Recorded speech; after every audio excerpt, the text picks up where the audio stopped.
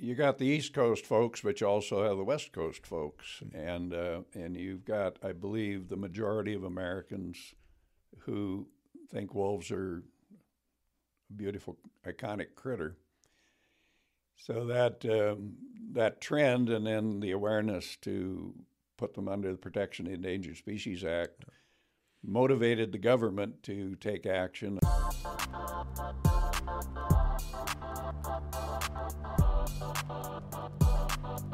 Carter, thank you for coming, sir. I appreciate you. My pleasure.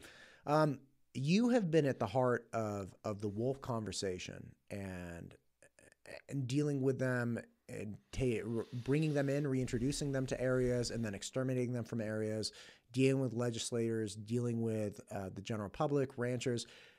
You've been at the heart of this insane web of mess for the better part of 40 years. Is that correct? Pretty close, yes. Okay. Walk me back.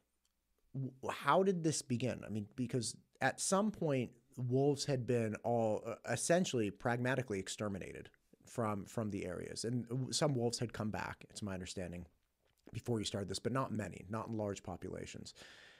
And then there was a push to, hey, let's reintroduce them. Walk me back, if you could. Like, what was the conversation? What was going on? What were the pushes? Why did this all get going? Well, the wolf is a native species of the North American continent, and they were abundantly available back at the time of Lewis and Clark. If you read some of their journal comments, wolves were real common and lived with the bison and lived with the wild game herds, and were pretty tame and pretty visible.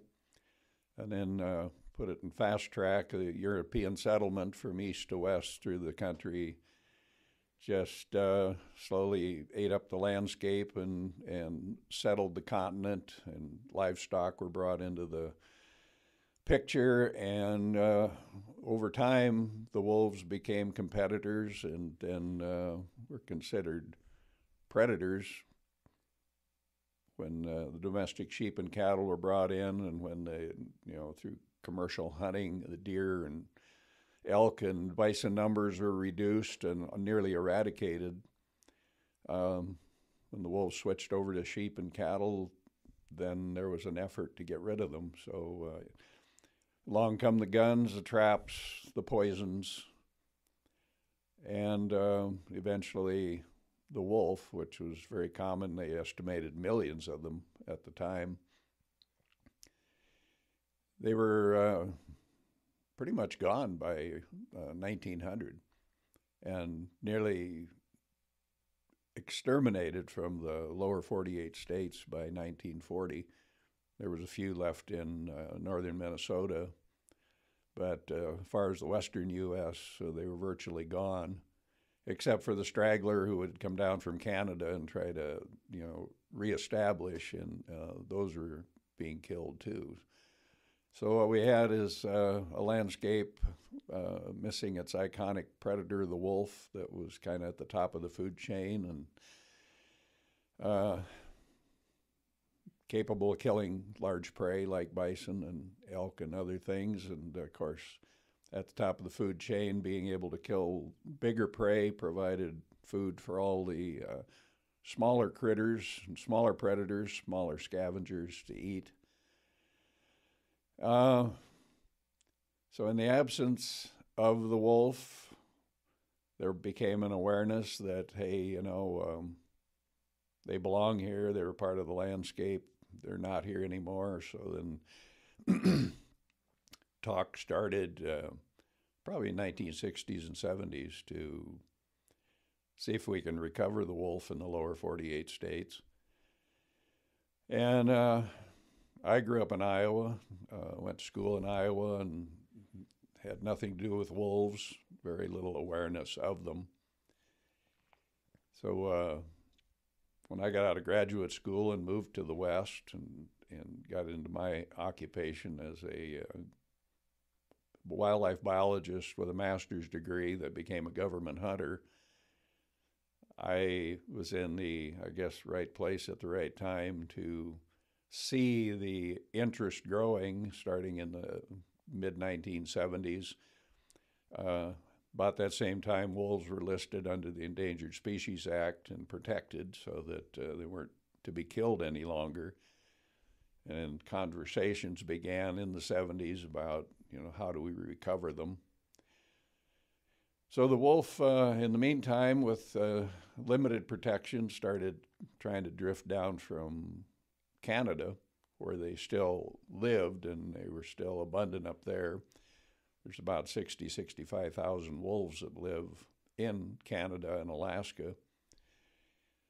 The wolves tried to start recolonizing on their own, beginning up in northern northwest Montana.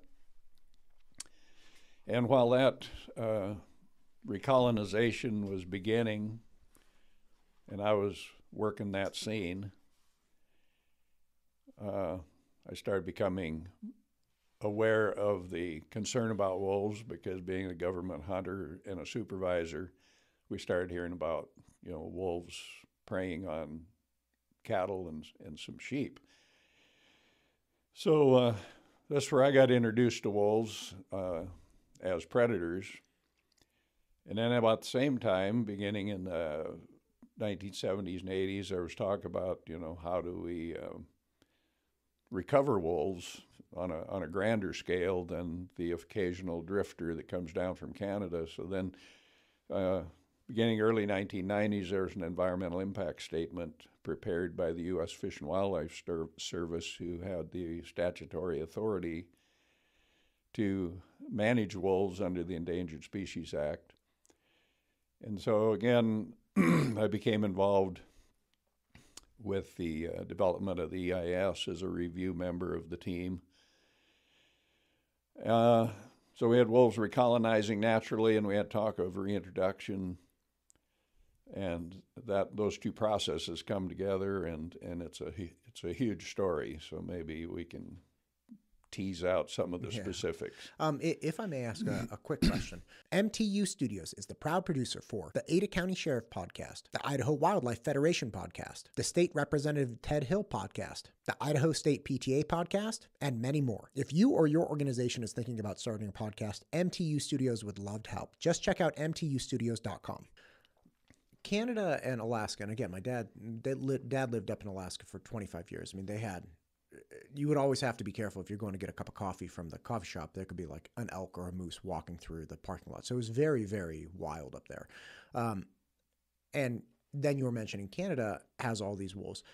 How is it, what's happening in Canada or what's not happening in Canada that then people say happened down here? Because I have to assume Canada, has livestock. Canada has cows and sheep and whatnot? Or is it just that Canada is so much broader and there's so much undeveloped and unutilized area that the wolves can live up there without really interacting too much with ranchers and whatnot?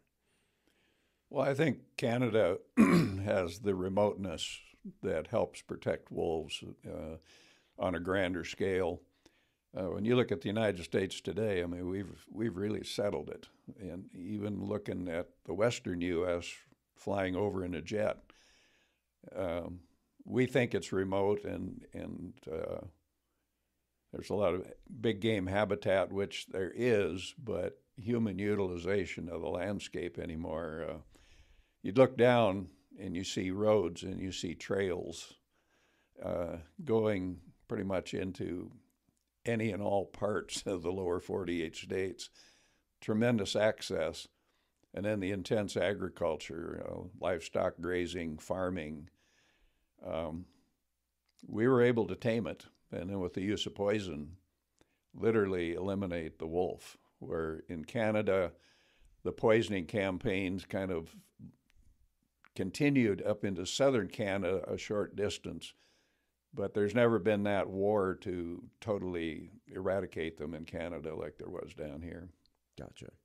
And in the 60s, you mentioned a couple minutes ago, you said, look, there's a whole chain where you have the apex predator, you have a top predator that then takes down something like a bison. And from that, a lot of good things happen to smaller scavengers, smaller predators, things of that nature. So there's a whole chain reaction through the food chain. What were people worried about? Is that what people were worried about? And when you mentioned the 60s and 70s, the conversation of reintroduction started coming in. Is that what people were worried about? Saying like, hey, we're not providing enough food for these scavengers? Or what was the utility that they were imagining they would get out of reintroducing wolves? Well, I just think there's that way of thinking for some people that, hey, they were here once upon a time. We eradicated them. We want them back. We want them part of the landscape. But not everybody felt that way because you kind of got this urban-rural divide. People that lived on the land to grow crops and grow livestock, I met a lot of them who said, you know, my granddaddy killed the last wolf in this county. So they didn't see any benefit to wolves. They felt they were a problem, and the U.S. government helped eradicate wolves simply because they were a pain in the hiney to people that grew sheep and cattle and raised livestock. Yeah, people that had to meaningfully interact with them. Yeah, and so then you had that environment by 1940. There were no more wolves. So I mean, you have a generation of people beginning to grow livestock that never lived with them, never had to contend with it, and it's real easy when you don't have a potentially 100-pound wild dog keeping you from sleeping at night because it's out there preying on your livestock. When they were gone, they're gone, and so livestock growing culture is, you know, you calve out, you turn out livestock, and you collect it in the fall, and you check on it occasionally, but really, what's the threat? When you start talking about a pack of wolves weighing on average of about 100 pounds apiece, and there's 6 or 8 or 10 of them out there, and they can kill your cattle because they're capable of killing a bison. Suddenly there's this wake-up call that, holy cow, so we can't live with this. So then here's where the divide starts. I mean, you've got this bunch of people who say, hey, you know, they belong here, they have their rightful place, we want them back. And a lot of the places where wolves can live today, whether it's Canada or in the western U.S., that landscape is what they need. They need a lot of open space. They don't need a lot of people, and you don't want the livestock-wolf conflict going on. But where they live best and where they thrive the best is in a rural environment. Same place that people want to grow livestock. And then the whole land, too, is humans, we've kind of taken the best of it. You know, we've taken the tillable land, we've taken the smoother terrain, we've taken the watersheds to use for growing crops and livestock. And then we've got a lot of scenery up there, but it's called Bureau of Land Management lands or National Forest lands. Those are rougher, more remote, also tougher for animals to live. They can live there in the summer, but they need their winter range. And all that land I'm describing that humans have taken control of, that's the former winter range for deer and elk, and or whether you're talking about bison who are more transient, you know, they could live places and then move. Yeah, nomadic lifestyles. So anyway, here's what you got. You got people living more, you know, in the eastern United States in population centers that think wolves are really cool, and then you've got where wolves live in a more rural environment, people that don't see it that way. Right. And to your point, we have on the ridge behind us, just to the south of us, every winter we see the elk going up there. Like, you wake up and 3 mornings out of the week, you can just take binoculars and see them walking up the ridge, because they're not there in the summer, but they come down in the winter and travel through the area.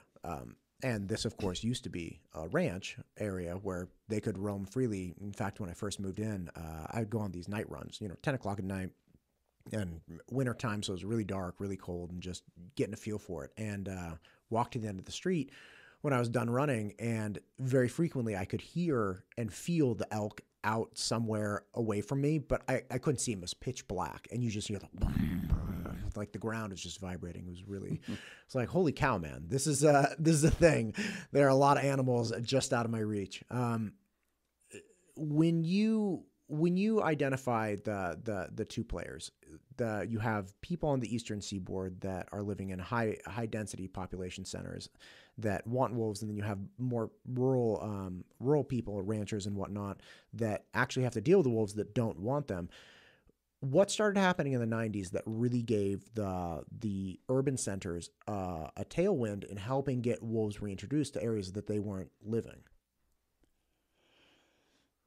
Well, you got the East Coast folks, but you also have the West Coast folks, and you've got, I believe, the majority of Americans who think wolves are a beautiful, iconic critter.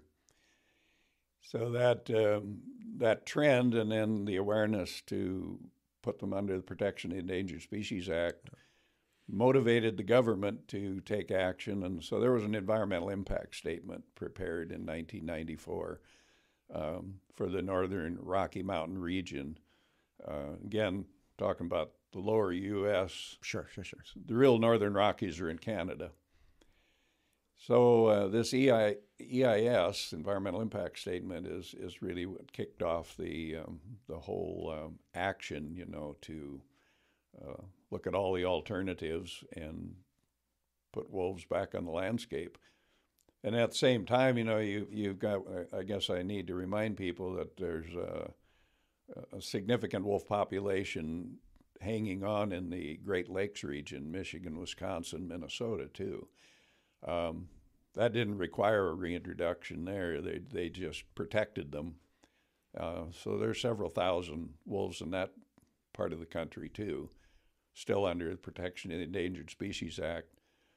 But more specifically, where I've been working out here in the West, we did a reintroduction, started in January 1995. And I was on the capture team that went to Canada to catch these wolves. So we, in 1995, brought wolves down from the area of Hinton, Alberta, Canada, which is east of Jasper Park.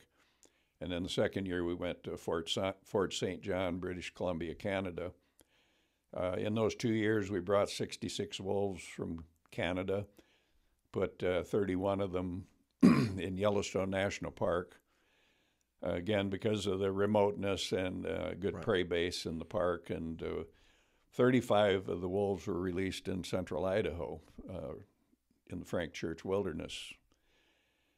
And from those 66 wolves we reintroduced nearly 30 years ago, we have an estimated 2,500 wolves living in the Idaho, Montana, Wyoming region now.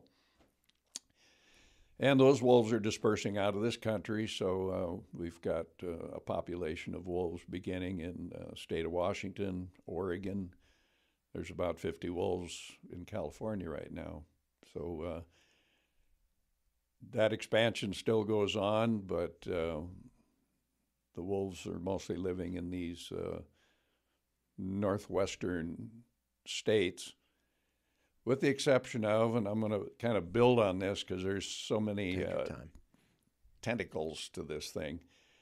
There was a reintroduction into Arizona and New Mexico of the Mexican gray wolf following our reintroduction up here.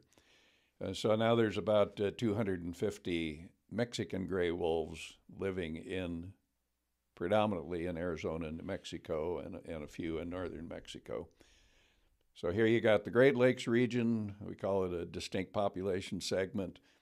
You've got the northern Rockies region up here in Idaho, Montana, Wyoming area, and the surrounding states. And then you have that little population of gray wolves in Arizona and New Mexico. And then there's red wolves in the southeast United States, which are a different wolf that I don't know a whole lot about. So we'll be talking about gray wolves in this discussion. Okay. So when you started going up to Canada and capturing wolves and bringing them back in, you had already been working with ranchers as a government trapper all throughout this area for coyotes or other kind of prey, or setting traps for any kind of problem critter. What changed with the people that you were working with, like the actual ranchers, the actual civilians down here, when you started reintroducing? Because through reading your book, it sounded like it was almost like a light switch. Like some people, everybody got polarized. You were either, okay, this is a good thing and Carter's doing a good thing, or you're the devil. And I mean, obviously a wide swath of opinions on this, but what was happening during this time, and what was the public sentiment? Well, that's when I guess my role and my skills grew rapidly, because I called it in the late 1980s, early 90s, wolf hysteria. There was a few wolves coming into northern Montana. That's where I lived at the time. I was based in Montana. And just the publicity, the talk about wolves. Pretty soon, people were reading it in the newspaper, and there was the occasional reported depredation event by wolves. And me being in the location I was, and because of my geographical location in the western part of Montana, I got more and more involved, till the point that I became the go-to guy. I helped develop foothold traps that we could use to catch them humanely, and putting radio collars on them. I got involved in catching and relocating problem wolves, taking them from one place and putting them in another to try and get them out of that situation. And then because of the wolf hysteria, they needed somebody to look at all the dead livestock carcasses and determine, who did it. So that became part of my job too. Pretty soon I was running all directions. There was this growing concern by the livestock industry that, wolves were a pain in the hiney, and then on top of it all, here's the government talking about bringing more down. So I don't know, what do you call it? I was running around like a one-armed paper hanger or something, because with wolf hysteria, everybody thought that every dead cow and every dead sheep and every dead horse, which they'd been around forever, every ranch loses livestock, but suddenly everybody looks at that carcass and thinks, holy cow, now maybe that could be a wolf kill. So that's what I did, started running around skinning out dead livestock, examining carcasses, and 95% of the time had nothing to do with predation, because these livestock die from disease and accidents and poison weeds and lightning, and there's hundreds of ways that livestock can die. So there's so much for me to try to condense down to explain that I just lived out of a pickup truck 7 days a week, 24 hours a day, going from one place to another, just trying to get some semblance of what's going on and how much problem wolves were. And through natural recolonization, there were very few wolves around, so you kind of knew before you went to a location it's not wolves. But once the reintroduction occurred, there could be wolves just about anywhere, and they were breeding and they were reproducing, and they're a very prolific, resilient kind of canine. So you could never predict what you were going to be looking at. And in the meantime, the polarization grew. There, the livestock industry and even hunters too. Everybody's worried about what are they going to do to my livestock herd, and you had hunters. What are they going to do to those 6-point bull elk I want to shoot and hang on the wall? So I can't even tell you how many hundreds, if not thousands, of meetings I participated in as a speaker and a mentor and a trainer, trying to explain what's going on and keep it in some semblance of truth and fact that, yeah, wolves do kill and eat deer and elk. I mean, that's their main prey base, and occasionally they kill livestock. But look, folks, it's not at the level that you're fearing and describing right now. It's going on, certainly, but what's the significance of it? So that's where I spent more and more time, besides looking at dead livestock, trying to explain to people, here's what we know and here's what's going on. And then you had academia with students starting to do more research projects into what is actually going on, what's happening. And again, you put it all together, and it was an interesting occupation for me, but it's gotten complicated, and it's just about as polarized or more today than it was 30 years ago. What you just said here at the end,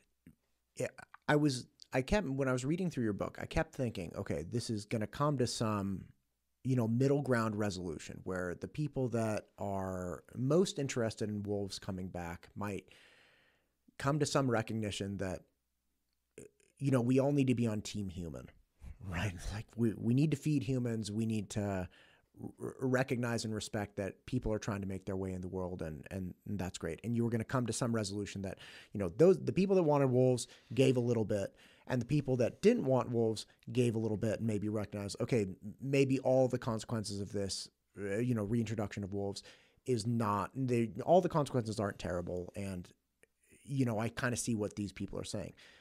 But it appears in the last 30-ish years, with all the information we have, people have dug in their heels even more, with more people saying and shouting more loudly about the damage wolves are causing. And then the other spectrum of it is essentially like, we don't care what you're saying, or you're dead wrong and there's no evidence. Am I misunderstanding that, or is that kind of what actually has gone on? Well, again, there's so many aspects. There's the urban-rural conflict. It's a true saying. The closer you live to wolves, the more you dislike them, and the further away you live from wolves, the more you like them. So you got that divide. Well, then something we haven't even mentioned is the public lands aspect. Public lands, Idaho is probably 68 to 70% of the state of Idaho is made up of public land. And public land, you can say it belongs to all the citizens of this country. So you've got that awareness that, hey, at least wolves should have the public land to live on. But then you have public land grazing leases too, where livestock producers, since settlement, have used portions of Bureau of Land Management lands and national forests to graze their livestock. So you've got that issue of, well, wolves should at least be left alone on public land, but livestock people who use those leases say, yeah, but they're eating my livestock on that land also. So you've got that divide, and then you've got hunters who say, if an elk needs to die, I'll kill it. I've had people tell me that many times. Right. So you've got the hunters who kind of feel that the big game belongs to them for their utilization. And if there's going to be a predator, it'll be me. We don't need a wolf killing them. And so there's just so many people that look at this from their own vantage point that you can't keep everybody happy. And the bottom line, wolves are here now. I mean, we're past that. Yeah, we're not discussing it anymore. No, they're here, yeah. And so then you're just kind of hoping that, well, let's, livestock producers, there's wolves capable of killing your livestock. You need to practice better husbandry. You need to be more aware. You need to be out there with your livestock more, recognizing that there's this increased risk.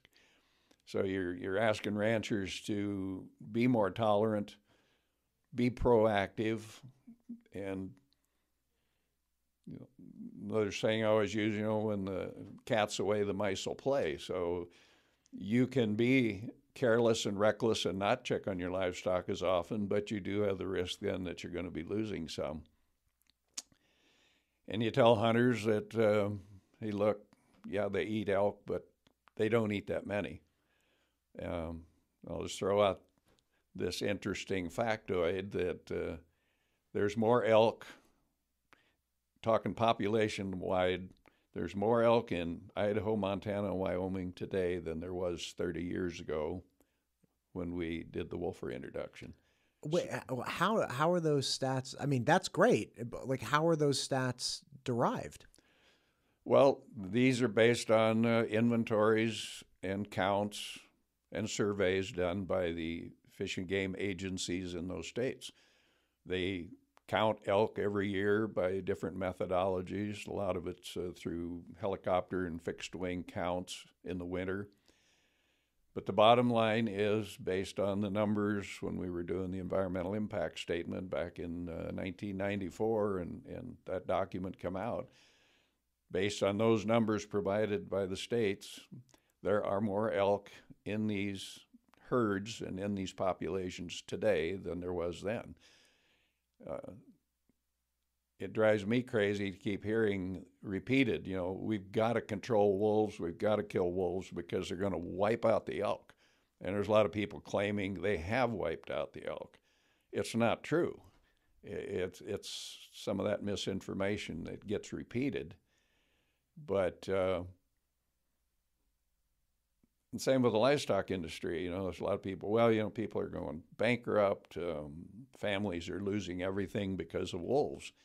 I don't know in my nearly 40 years working here in the West on wolf-related issues, I don't know anyone who's gone out of business because of predators. I don't know anyone that's gone out of business because of wolves. Certainly they prey on some livestock. But you spread it around, there's losses for different individuals. And as a government trapper and someone who's been responsible for investigating livestock damage and sometimes taking out problem wolves, it's not been totally devastating to anyone, and we always took it serious as representing the federal government that, for the individual producer, that's a significant loss, losing one calf or cow. But on a large scale, it's not happening. On a small scale, it is. And then that leads us into another component is compensation, which... I was just going to ask. Yeah, at the beginning, when wolves were starting to recolonize in Montana in around 1987, 88, some of the first predation events that I examined up in near Browning, Montana, near the Blackfoot Indian Reservation, precipitated Defenders of Wildlife as a NGO group, a conservation group. They came up with the first compensation funds to compensate ranchers who if I looked at a dead sheep or cow and confirmed that loss, then Defenders paid them fair market value. So that lasted. Defenders of Wildlife promised or made an agreement that they would pay compensation until wolves were delisted from under the protection of the Endangered Species Act, which happened in Montana and Idaho in 2011. And then at that time, Congress and the states started developing and providing different compensation payments, which are still going on today, and new bills are introduced, it seems like annually, and Montana, Idaho, and Wyoming looking at new ways to compensate, and how much do you compensate? Do you pay for just one dead animal, or do you pay for, use a multiplier factor? If he lost one calf, he probably lost three, so we'll pay him for extra ones. Or do you pay people for the inconvenience of having wolves living out there, and is it affecting my pregnancy rates? And again, this thing just keeps growing, and the component parts get more complicated. And here we are. And here we are. One of the things that I was really that I read with a lot of interest is how you went about determining whether something was actually killed by a wolf. Can you walk me through that process? Because look, I'm not somebody who has any knowledge of, like, if I looked at something dead, I would have no capacity to understand. But the things that you went into considering, and especially with ranchers that were saying, hey, this was a wolf kill or this was something or other, and then how you would go by verifying that was wild. It would seem to me, it's like, okay, well, look, is its throat like chewed up? Like, is it hamstrung? Did the webbing behind the legs get chewed up? But it's far more complex than that. Yeah, that's really what I did for 10 years. I was the first wolf management specialist for the Northern Rockies region, working for the U.S. Department of Agriculture, and actually initially funded by the Fish and Wildlife Service. And I got very good at it through experience mostly, but every predator you will learn has a signature way of killing. A coyote kills differently than a wolf, and a wolf kills differently than a mountain lion, than a black bear, than a grizzly bear. So focusing on the wolves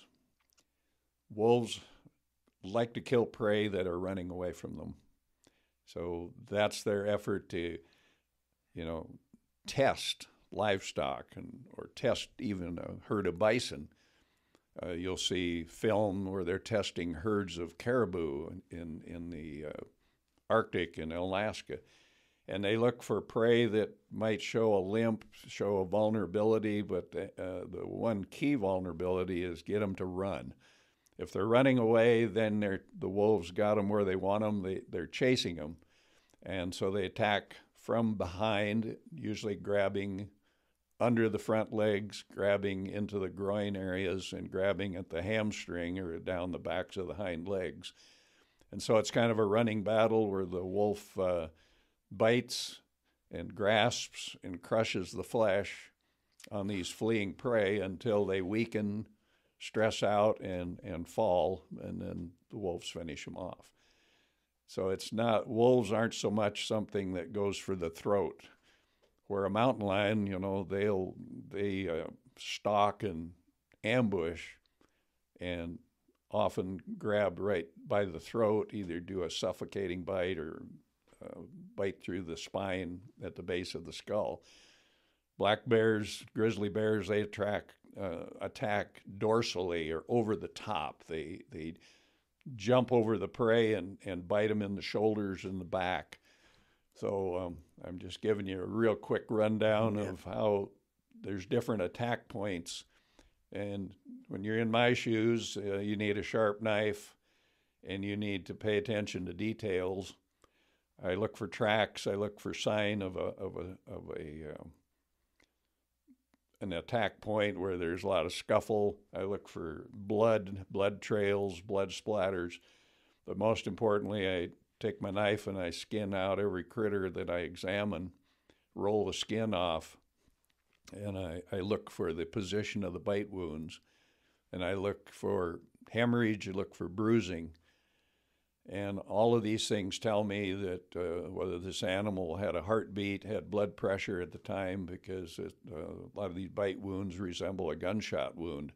It's a traumatic experience when the animal's heart is beating, and so the blood is pumped out of the flesh into these traumatized areas. And so I was kind of the Quincy of the wildlife field, looking at these dead animals. Mostly livestock is what my focus was, but occasionally I'd be looking at a deer or an elk that was dead in someone's field, what killed it. And my determinations are what set the stage for the next step. Do we have a predator problem here or not?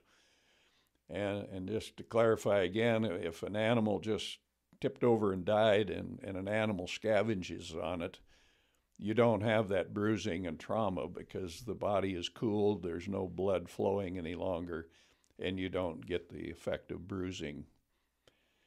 And then based on my investigations, it was kind of like, what do we do next?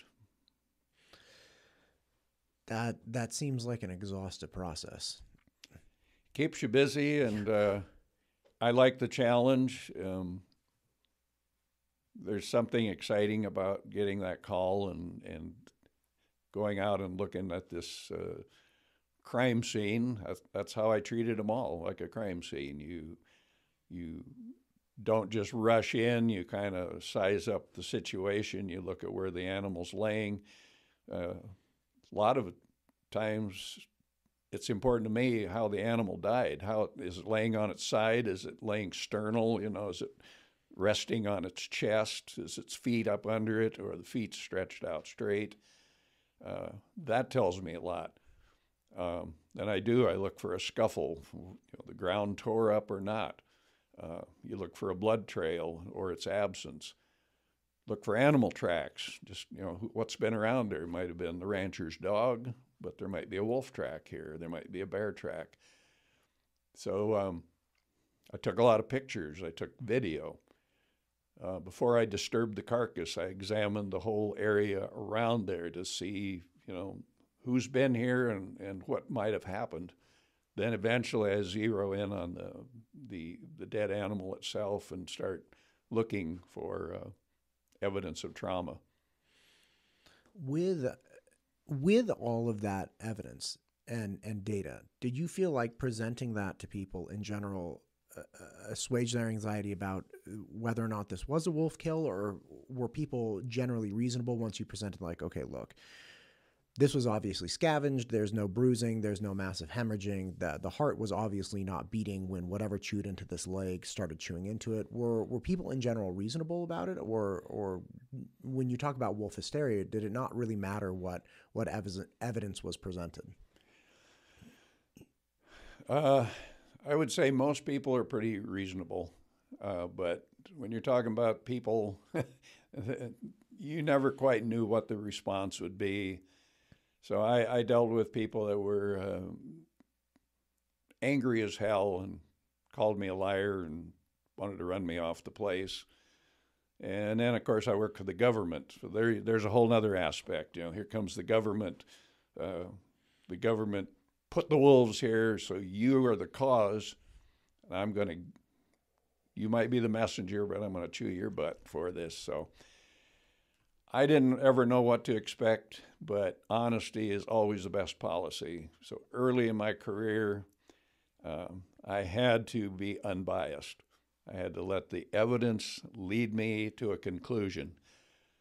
And so I was sort of judge, jury, and sometimes had to be the executioner. But I always invited ranchers to look over my shoulder and watch what I was doing. But I told people exactly what I thought happened. And I knew at times they're not going to like this. And other people were very reasonable and said, well, gosh, appreciate your time. We appreciate you driving clear up here. You came 200 miles. Come on in, have a cup of coffee, and we'll feed you some dinner today. So generally, most of my experiences were not that bad, and I met a lot of really nice people over the years and established long-term friendships. But on the other hand, there were some people that didn't care for me and told me, here's a message for the rest of you government people. You tell them this for me. And so, yeah, the full spectrum, the full range of human responses, because it is an emotional situation, and some people deal with emotions better than others. Yeah, I can imagine. As you retired out of government employment, you have been deeply engaged doing expert witness cases, testifying, talking to people like me about what you've seen. What's the conversation now? Like, what wolves are here, right? We're not arguing about reintroduction. What are people going back and forth about now? Is it the amount of damage? Is it that we should eradicate them? What's the question? Well, I guess those of us involved the closest are hoping we can find middle ground. That's what most of us are working toward, is tolerance. right now, wolves are being managed based on more of a social tolerance, a social carrying capacity. There's a biological carrying capacity where X number of wolves, based on space and food, habitat, water, can live, but we're asking people to be tolerant and accept that we want a viable, sustainable wolf population. What are those numbers? We can get bogged down with that today, talking about when we did the wolf reintroduction, we were talking about 300 wolves and 30 breeding pairs for 3 consecutive years, equitably distributed over the landscape. In reality today, we've got an estimated 2,500 to 3,000 wolves living in northwestern United States. We're hoping we can get landowners, livestock producers to be more tolerant, more vigilant, practice better husbandry, check on your livestock more often, keep the wolves out. Let's prevent the problem preemptively before it starts. We're asking hunters to, look at the statistics. We're in the golden era of elk hunting. Fish and Game agencies, that's a statement they've made that there's more elk today right now than there probably has ever been in modern history. So recognize that wolves got to eat too. They're just asking everybody to, find the best information, know what the facts, the truth are. And everybody argues, well, let's follow the science. I say that too, but people say, but whose science are we going to follow? Right. Follow the science is a little bit loaded now in the last 4 years. Yeah, and the science that we haven't talked about yet today is political science. At the legislative level in these states, you have legislators who represent their constituents, which is often rural communities. So there just seems to be these constant, endless bills coming out of the legislatures that just astound me because, we're killing wolves. We can hunt them, we can trap them, we can snare them. They're being killed by the federal government from airplanes and helicopters. And yet it seems like each year there's another bill. We want to allow night shooting. We want to allow using thermal imaging, yeah. Yeah, and we're not poisoning them yet, but you always wonder next year, somebody gonna come up with a bill to poison them? So I guess my hope is that we can all be reasonable and have a sustainable wolf population and all try. And we're talking about coexistence, and it's almost become a curse word because coexistence somehow carries a certain suggestion that maybe you're asking me to live with something I don't want to live with. So, but as you're talking through this, and I don't mean to interrupt, but that is actually what you guys are doing, right? Or not you guys, but the people that are pro wolf. When you were saying, "Hey, look, we talked to ranchers and we talked to individuals and asked them to be more tolerant, more vigilant," that all makes sense to me. But the question that I have is, okay, well, it doesn't appear that people are super happy with that answer. They're saying, "Hey, I have this wolf problem," and we say, "I know, but we're asking you to, stay up with your livestock, keep a closer eye on them, essentially work more," which I understand. Like, I have kids. When you have kids, you work more, right? Like, that's just the way life goes. But for livestock and for work, what is it that they're getting in return for the more work? Or is there something where it's like, "Hey, listen, this is going to be more work for you, but it will benefit you and everyone else because blank," right? Like, what's that last piece that persuades people to go along with it instead of them saying, "Okay, well, I'm not talking to you anymore. I'm just going to talk to my legislator or my senator and try to get, like a poison bill introduced." I'm not saying people have done that, but, it's one of those things where why are the ranchers wanting to work more? Well, I don't think they are, and by just the modern way of growing livestock too is I think livestock growers have cut corners to cut costs. You don't have 10 buckaroos out riding anymore. You've got maybe your son and a hired hand doing the work. So people don't have all those extra resources around anymore. But then I guess we get back to the thing when I mentioned earlier about 70% of the state of Idaho's got public land. And everybody out there that don't live on a ranch are saying, yeah, but look, you guys, you got your private land and you got the public land. So you take your livestock up on the land that belongs to all of us, and you are still telling us you don't want wolves up there either because you're eating your stock. And in the work I've done, you know, we do targeted corrective control. If a pack of wolves get in trouble, it's not uncommon that those wolves are destroyed. They're killed, they're shot, trapped out, or whatever. So everybody does sort of have a stake in this, depending your viewpoint. Then you have the whole aspect of the state legislators coming out with their bills. And I can tell you, too, again, there's so many aspects to this. There's been a history of resistance going back to the reintroduction. The states at the legislative level and even at the congressional level really didn't want this to happen. There was a lot of pushback then.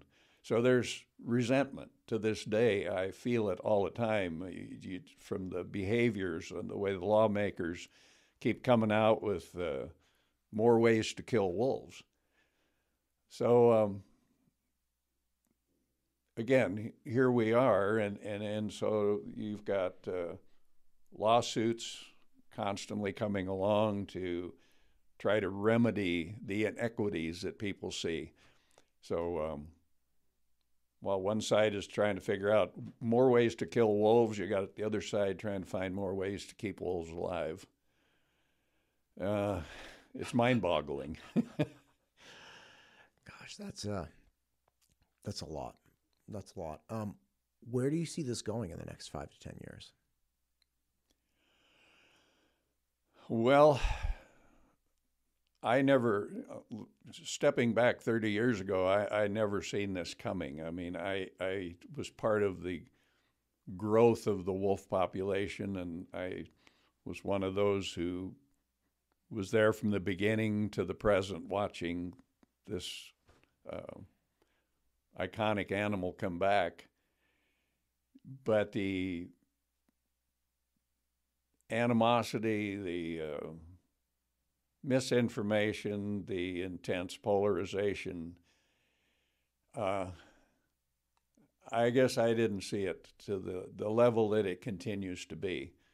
And there's just this concern again of you put wolves here to destroy North American hunting. You put wolves here to take our guns away. I mean, there's all of these other issues kind of that you're dealing with too, that there's, in my opinion, there's no truth in that.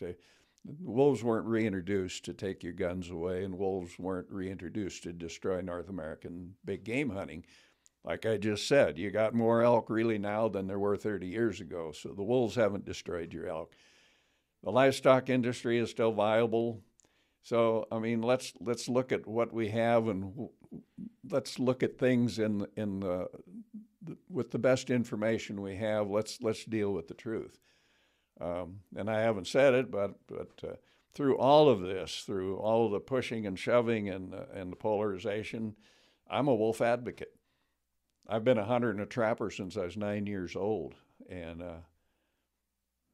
I thoroughly enjoy having wolves back. Do I hunt them? No, absolutely not. I've caught hundreds, put radio collars on them and released them. I've caught them in foothold traps. I've never killed a wolf in a trap, nor do I ever intend to. I have that capability. I've been a hunter my whole life. I'm an excellent marksman. I have no desire to shoot a wolf. So this is where I come from.